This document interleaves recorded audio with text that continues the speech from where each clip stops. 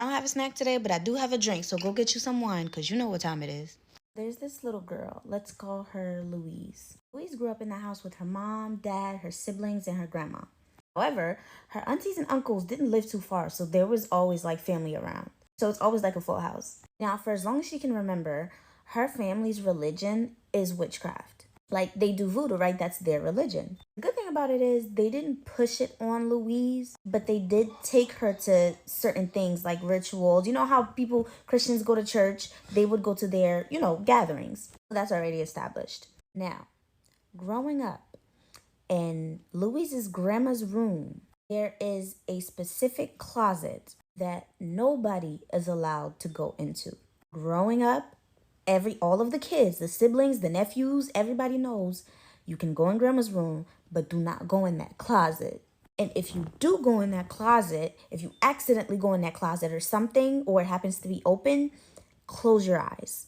Do not ever open your eyes to look at that closet or what's inside the closet. So that was a rule that was already known in the house. Everybody knows. And because everybody knows the severity of the consequences if you don't listen, especially when it comes to voodoo, people don't take that risk. They know if grandma says this, then that's what it is. We're not going to do that. According to Louise, it's really because her and her siblings were scared anyway, because they know. So one day they have a guest, and the guest is one of her dad's colleague from work. Him and his wife and their kid came over for dinner. Of course, the parents are like, kids, go play. So they're playing, they're having a really good time. Louise is like, oh my gosh, I have this really cool toy that we have to play with. Louise goes to her room looking for the toy. She can't find it. So she goes to her mom to ask her mom if she's seen her toy. And when she asked mom, grandma overheard, and grandma said, oh, I saw that toy. You left it out in the open because you don't clean up after yourself, but it's in my room. Louise is like, okay, great, let's go get it. So they go to grandma's room, they find the toy, and as they're about to walk out, the other little girl that she was playing with, let's call her Angie. Angie is like, I have an idea. Let's prank your grandma. So Louise is like, what do you mean? Angie's like, let's call her into the room and we hide in the closet and we just jump at her so we could scare her. Louise is like, oh my gosh, that sounds so fun. Let's prank her, but let's stand behind the door and do it. Angie's like, no, the closet is way better. And she starts walking towards the closet. Immediately, Louise is like, no, don't touch that doorknob. Angie's like, wait, why? Why am I not supposed to touch it? Louise is like, because that's like, grandma tells us not to go in that closet, so we should leave. Angie's like, why? It's just a closet. Louise is like, trust me, like, grandma, that's a rule. We're not supposed to go in there, so let's just go. Grandma says not to go in there. And Angie goes, oh, what if there's like a secret treasure in there? Louise is like, I don't think that's what it is, but I really do think we should leave the room. And Louise walks out so that Angie can follow her. Angie does. It works. She follows her. They go out there. They play with the toy. They're having a good time. After a little while, Angie's like, I have to use the bathroom. Louise is like, oh, okay, cool. The bathroom is right there. I'll be here. Like, I'll keep playing and you come back when you're ready. So Louise is playing and she's playing and she's playing. And she's starting to realize that it's been a really long time that Angie been in the bathroom. So she goes to the bathroom. She knocks on the door like, Angie, are you okay? Nothing. Angie, are you okay? Nothing. And so she twists the doorknob and it's unlocked. And she goes in there. Angie's not in there. So she's like, oh, well, that's weird. Where could she be? And instantly that conversation from earlier came back to her head. And she's like, no. And she runs to her grandma's room. And there she was. She was standing there facing her grandma's closet. That's the moment that she realized that the closet door was open. So she immediately closes her eyes and she runs to her grandma to tell grandma what happened. So immediately panic starts settling in. Everybody runs to the room. Before they could get there, grandma screamed, do not go in there. She told everybody to close their eyes, even the parents. Now, the parents are confused. They don't know what's going on. They ain't trying to hear none of that close your eyes, don't ask no questions type thing. So they tried to go in the room to find out what's wrong with their daughter. So Louise's mom and dad had to both hold them back from going to the room. And at this point, it's complete chaos. Grandma tells them to take them downstairs. She tells the kids to also go downstairs and stay there. She gets a red bandana from her pocket and ties it around her eyes. And she goes in the room and closes the door behind her. And after about 20 to 30 minutes, grandma comes out with Angie. Except Angie doesn't look the same. Like, she looks the same, but she's just like blank-faced. Her parents were asking her, hey, Angie, are you okay? Are you okay? What happened? What happened? Are you okay? And she's not speaking. She's just standing there blank-faced. Obviously, a huge fight broke out within the families. Dad's co-worker and his family, they had to leave. They got kicked out. So immediately after they leave, they go to the hospital with Angie to find out what's wrong with her. And there's nothing wrong with her except she won't speak. According to Louise, Angie never spoke again for the rest of her life. Is it a foot wiggling like a worm? That is crazy work. I swear. Y'all, hold on. Who is it? Who is it? No, that is not how this works. You don't get to stalk me all day and then find my room number. Y'all, listen, I literally went on like a solo vacation to clear my head, to realign myself with the Lord, and he is like literally been following me everywhere. I couldn't even get my hair done at the salon that I tried to go to. You know, I went to go get a massage at the spa. He was there. Like, I went to the store. He's there. Like, quit trying to open my door. You don't want to get to know me. That's weird. I don't want to get to know you. Can you go away? I didn't come to Jamaica for you.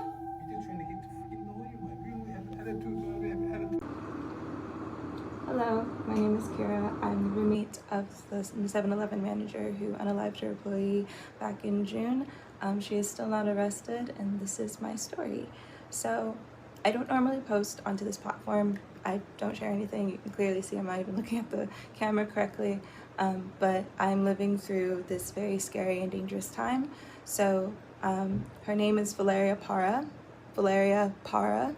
and she is not arrested. There is no active warrant, though there is a homicide investigation. I have called the police several times over the past 48 hours, especially, but through since this had occurred, I have called the police a couple times to essentially a form of like when her whereabouts were back at the house, and I thought she was on the run. And when I was informed there was no active warrant, I communicated with her family to ultimately get her moved out, because that was what I was told would be coming steps, because she cannot live with us. I have other roommates. They have also done nothing in this process, but so about a week ago she has returned to the house and then informed me and my other roommates that she would be staying through the month of August, September, and October, and she is just living there. She is a murder suspect in a homicide investigation. I know it's all alleged until proven guilty, right? But she is just going on living. She is, you know, smoking, she is drinking, she is laughing on the phone with friends, scrolling on Instagram, having friends over. She is living life normally, piling dishes in the sink, normal roommate stuff. And she is not leaving the property or the residence and everything. She does, from what I understand, doesn't work at this time, but I've actively avoided her. But she is beginning to get more agitated and confrontational, of which I have informed the police about as well. And all I've received is that there's nothing that can be done. My situation now is I have escaped into a hotel room because she began getting agitated and confrontational with me, and I felt very unsafe. I said I feared to the police that I feared for my life, and they still had no resolve because there's no active warrants. There is no active warrant for an alleged murder investigation. It's been very scary. I have contacted city services for resources to hopefully get some assistance in temporary housing so I can then move into a more permanent residence. I've contacted Airbnb, I've contacted hotels, and none of them have solutions for me, or at least urgent ones. I have even asked, you know, in certain, you know, domestic violence cases, what would be the resources for people. I know my situation is far more unique, but it's the same city services apparently, and so this leaves me at a crossroads of I don't know what to do. And so I'm leaning on community. I want to document this story and publicize it and just give everyone awareness of the situation and that she is still around. She's still living normally as any day person. She leaves the house to go to the store. She's walking around in public. She's out there.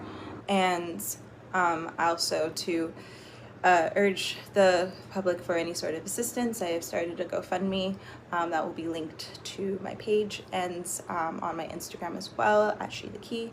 And I will continue to share any updates and stories as this is going on, and just to inform everyone of my path to safety. So I appreciate any support. I appreciate any sort of share. I appreciate anything that could help in this time to for justice for the victim's family, as well as safety for me as an individual.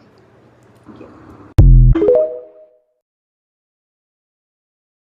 How do you explain this massacre? I am back with another spooky story. I know we said we were done with South Africa for now, but we gotta pivot back for this spooky story. So once there was a girl named Elizabeth. One day she decided to go and pick some blueberries, and she picked a ton of them. She went back home and decided to make a blueberry cake. She bakes the cake and puts the cake in the freezer for it to freeze and, just let it sit. So she completely forgets about the cake and goes about her day. Her mother comes home and looks in the freezer and sees this delicious blueberry cake. It looked really good, so Mama wanted to try it. So the mother took the cake out of the freezer, and what she saw baked into the cake, I guess you can call it creepy, her mother found a note. And in the note read, "I'm coming for you. Don't hide. I'm in your house." Yes, that was on the note in the cake. So the mother, being confused and creeped out, decided, oh nah, let me call Elizabeth and see what this is about. So her mother calls her and tells her everything. Tells her about the cake, tells her about the note, and tells her to come home. Elizabeth drops everything she's doing and runs home. Elizabeth gets home and her mother hands her the note so she can take a look at it herself. So Elizabeth is looking at the note, she's just as confused, and on the back of the note, there was a number on the note. So she took out her phone and she dialed in the number. And it's been rumored that once the phone was picked up, it wasn't a person that answered the phone, more so something.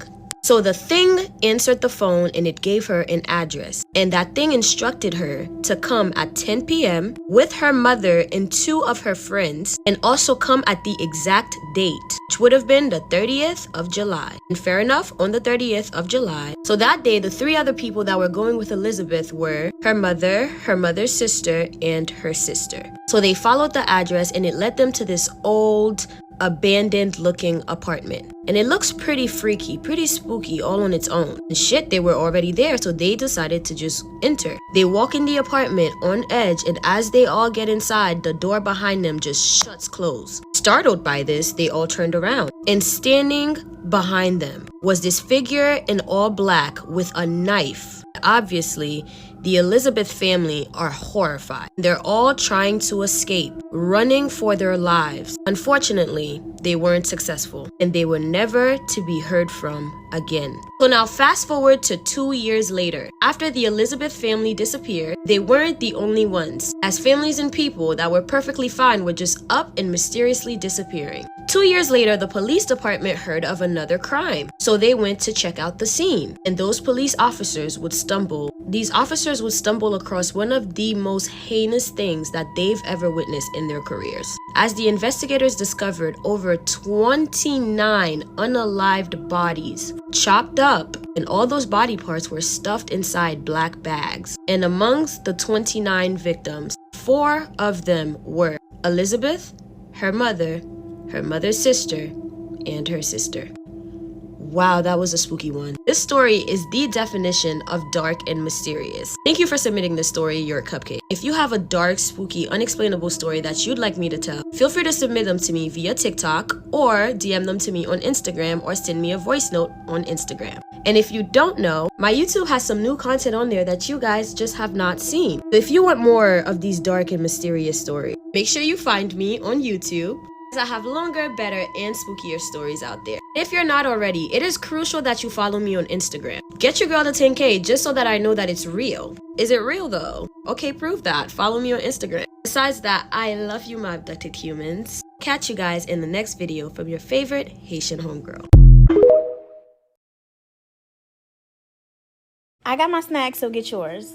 We are gonna go right into it. So, there is this lady named Gina, and see, Gina had a problem. Gina just found out that her husband of 12 years just cheated on her. Well, he didn't just cheat, he had been cheating for a while. They have 4 kids together. And as far as she was concerned, nothing was wrong with their marriage. I mean, they'll have the disagreements like normal marriage stuff. But they weren't going through no rough patch or anything. This was like out of nowhere. However, there had been signs and stuff. She just didn't think that he would actually go and cheat on her, because he was literally the sweetest man in the world. He did everything for her. She didn't have to worry about a bill. Like, he's literally a sweetheart. That's why it was such a shock when she found out that he had been having an affair this whole time. So she's obviously devastated, right? And she's trying to think about things. She doesn't know what to do about this. She doesn't know how to go about it. Now, the husband doesn't know that she knows. She actually found out because she went to do something on his laptop because something was wrong with hers. You know how when your MacBook and your iPhone, they're all connected. She ended up reading a whole lot of messages and emails and found out like everything that she found out. She also found out that the mistress, they're supposed to meet the following weekend at a hotel. Obviously, she wants to confront her husband about it, but she's so full of emotions that she don't know what to do. So she calls her mom. She calls her mom crying. She explains the whole situation to her mom. She shows her mom everything that she found out.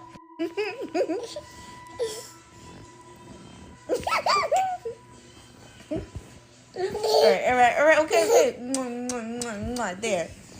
Jeez.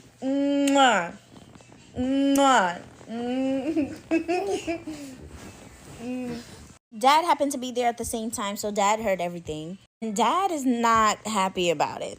Her little girl is devastated. She's crying. 12 years of marriage. He trusted that guy. He is not happy. So Dad tells Gina, I think we called her Gina, right? Yeah. Dad tells Gina not to confront him, not to do anything about it, and that he will handle everything. And Gina didn't know what to think of that. Gina's like, Dad, what are you gonna do? Dad's like, don't worry, I will handle everything. Leave it up to me, but try not to mention anything to him, at least until after their next meeting, which is the following weekend. So Gina agrees, but at the same time, she wants her dad to tell her what he's up to so bad, but he refuses. But I'm gonna tell y'all what he did. So what Gina didn't know is that her dad was a voodoo priest. He didn't really get into voodoo until Gina got older. So Gina never really knew that he got into voodoo and he started to do voodoo. So Dad had Gina send over all the information that he needed, including hotels, everything. He goes to the hotel. He finds one of the young workers. He bribes said young worker and gave the young worker a present in a present box wrapped. He says to the worker, my son is gonna come check in here later tonight. He'll be here with my daughter. I just wanted to leave them a present because they're celebrating something. This is my son's name, and when he checks in, could you please make sure that this is in their room? The young worker is like, oh yeah, absolutely. For this amount of money, for sure, I'm doing that. They have an agreement. He leaves the hotel. He calls his daughter. He says, you're coming over to our house this weekend. Like, you're moving in with us. You're leaving him. So when he goes to the hotel that night, you're going to pack everything and you're going to come home. I'm going to come and help you. They do exactly that.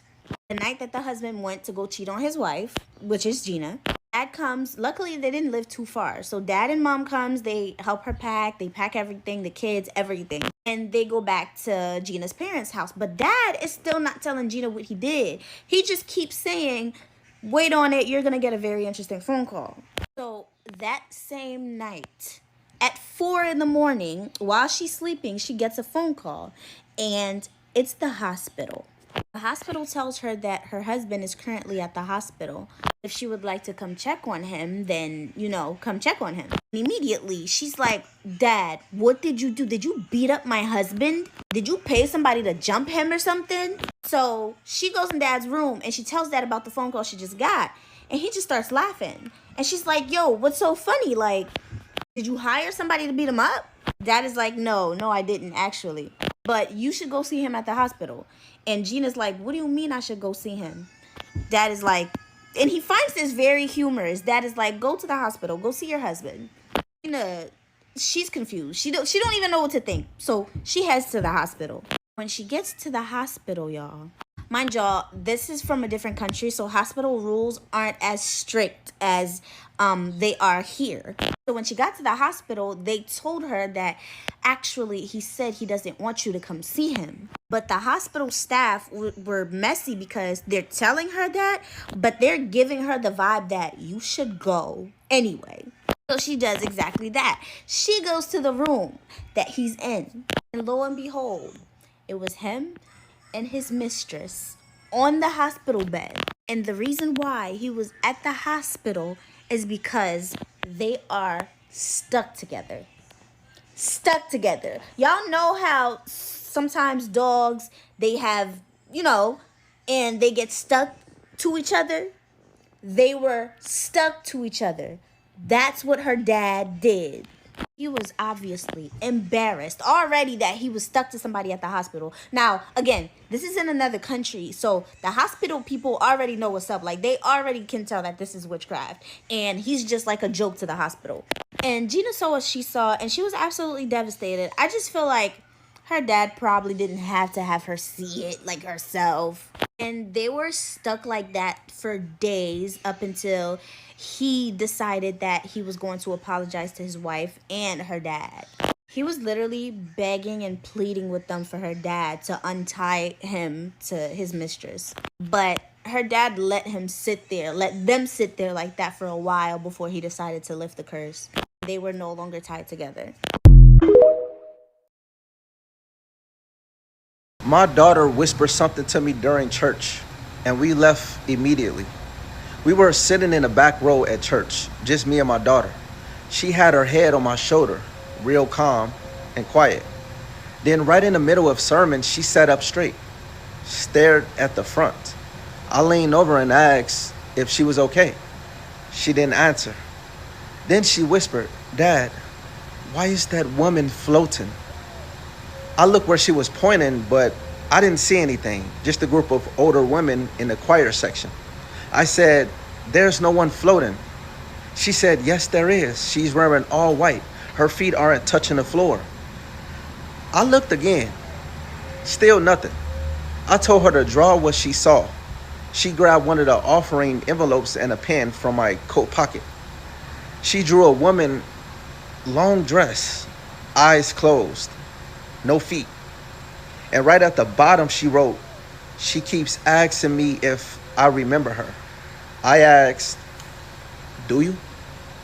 She shook her head, then looked scared, whispered. She said, "You used to bring me here when I was a baby before the fire." I froze because this church didn't have a fire, at least not that I know of. But the woman sitting next to us tapped my arm and said, "Your daughter okay?" I looked back, and for a split second, the row in front of us was completely empty, like we were the only ones in the building. I grabbed her hand, got my son from the other classroom, and we left. She said the woman in white kept asking if we remembered the fire.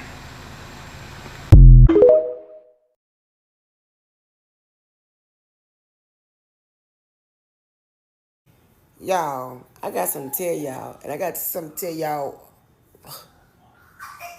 Let me just tell you what just happened. Okay, I get a text message from my friend, right? And my friend Trish. So, I get ready to text. I see her text me, so I get ready to check the text message, right? So, boom, after I check the text message or whatever the case may be, she calls me. So when she calls me, she like whispering. It's 12:11, y'all, as I'm telling this story. And she's whispering. So I'm like, she's like, "Can you talk? I need to talk to you." So I'm like, "Yes," right? Because that's what type of friend I am. So, she's like, I gotta tell you about we're gonna call the man David, right? She was like, "I gotta tell you about David." So I'm like, "Okay." So she was like, telling me that she gonna start catching rides by herself and with her own money, and saying that she'll need said that she ain't gonna need him to take to work no more. Said that she ain't gonna wanna deal with him anymore. She just want time to herself, and saying that that he said that she don't know what type of person he really is and what man he really is and what he's capable of doing. And And there was some other stuff that she was telling me about or whatever, right? So I'm listening, and I'm talking back to her though at the same time though.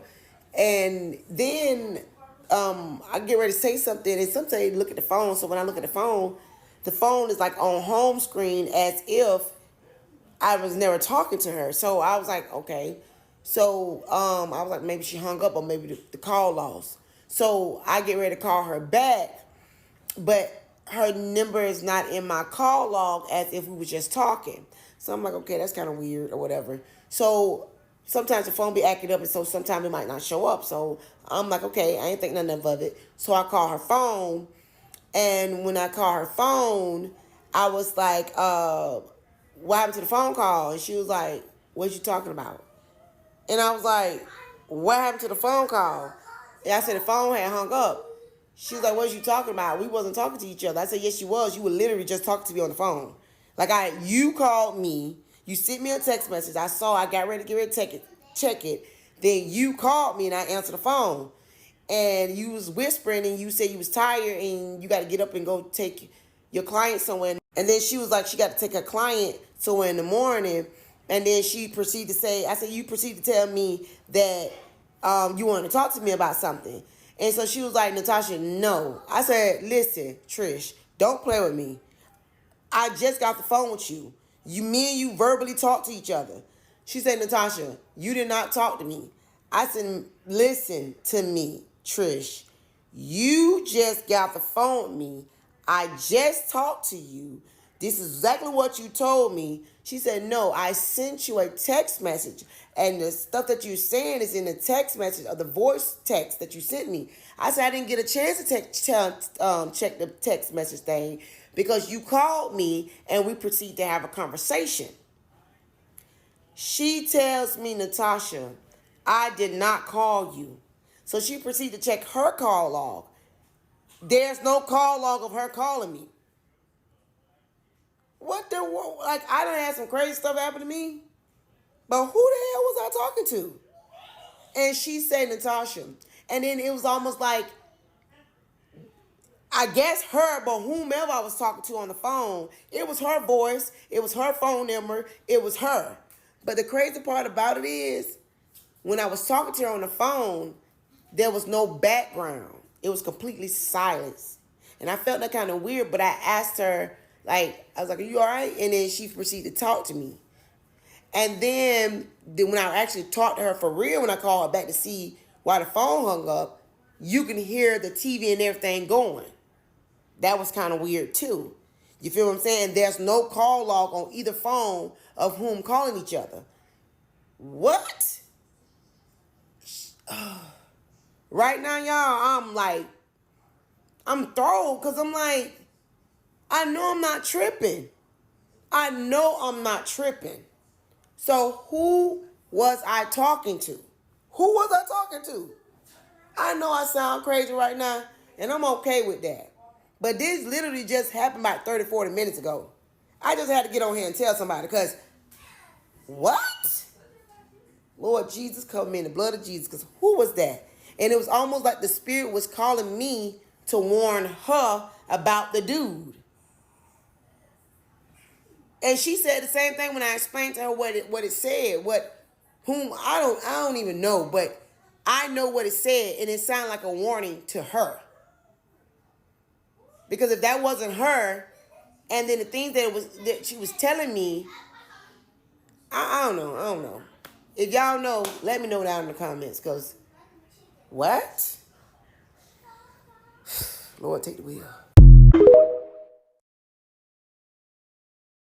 I'm about to tell y'all a story that I listened to about 3 days ago, and it has not left my mind. And of course, it happened in Mexico. So there was a truck driver who had a partner. You know, sometimes there's two people in a truck. They take turns while one is sleeping, one drives, the other one gets tired, the other one drives, and this one goes to sleep. Why did I overcomplicate that? Anyway, they were both on the road, and the truck, something messed up to make them have to park on the side of the road. Mind you, this was in the middle of nowhere. They also realized that they had no signal on their phones and nobody in the radio was responding to them. So the guy who had been at the back sleeping volunteered to walk and see if there's anything up the hill, because at this point they were trying to go up a hill to go forward. He tells the guy that was driving to stay put in case anybody passed by, or maybe a cop or anybody that can help them out. They both agreed. The guy went on his way and the driver stayed in the truck. So as the guy who stayed in the truck is waiting, he starts to feel something very eerie. Like, okay, fine, he's in the middle of nowhere, but like, why does he feel the sensation like he's being watched? It was also in that moment where he starts to hear almost like if something is scratching the passenger side of that truck. He wasn't thinking it was anything paranormal or like scary like that, but obviously he's like, well, what if it's an animal? What kind of animal is it? Should I be concerned? So what he did is he kind of went to the passenger seat, looked at the mirror because he figured he could see what was down there, and what he thinks he sees is an old lady. However, the weirdest thing is he thinks that he sees this old lady hunched over, hiding next to the passenger door, which would be crazy because if you know trucks,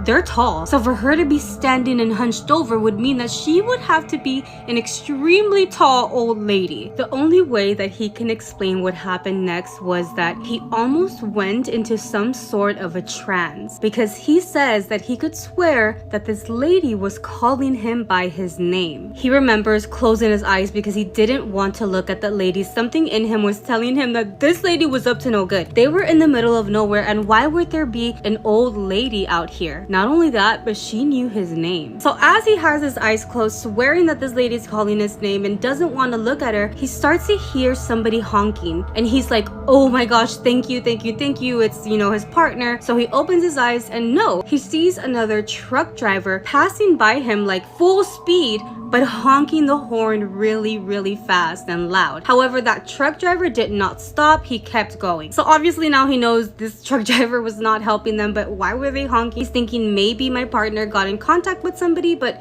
why didn't they stop? So since they didn't stop, he again closed his eyes and just prayed and prayed and prayed, because obviously he still heard somebody calling his name. So he says that he has no idea how long he sat there with his eyes closed and just praying until somebody knocking on his window interrupted that. And thankfully it was his partner, and by this point the driver got out of the truck, hugged his partner, and just started crying and crying and crying. After hugging his partner and he's still crying, he sees that his partner brought this guy that he knew that also fixes trucks, and he went and hugged him too and started crying, and they were both like, what the fuck is wrong with you? So he tells them, he's like, I swear there was an old lady. I think she was really tall because I saw her, she was calling my name. And they were both looking at each other like, I didn't see an old lady, like there's nobody there. Why don't you get in the other truck and let's just go? Like they were gonna go and fix this in the morning. I forgot to mention this was like at 3 or 4 in the morning. My bad, pimp. So their plan was to just drive ahead where there was like this restaurant that a lot of truck drivers stopped at until the daylight came back, and they would go back to the truck and fix it. They get to this restaurant and they recognize a lot of these truck drivers that were there, and one of the guy was like, what is wrong with you? Because at this point the guy, the driver, the one who saw that old lady, he was so pale and still scared out of his mind at what he had seen. However, he did not hold back. He told every truck driver that was at that restaurant exactly what he saw on the side of the road, and for some weird reason they all stayed very silent. The guy who had originally asked him what was wrong because he was pale told him, you know, someone just stopped and told us something weird. This guy tells them that about an hour ago a truck driver had stopped at that restaurant. He was also very pale and scared, and when he asked them what was wrong, the guy told them the following. I just got chills. This guy tells them that when he was in his truck driving downhill, because again the other truck was over here stuck going uphill, that he could have sworn that he saw an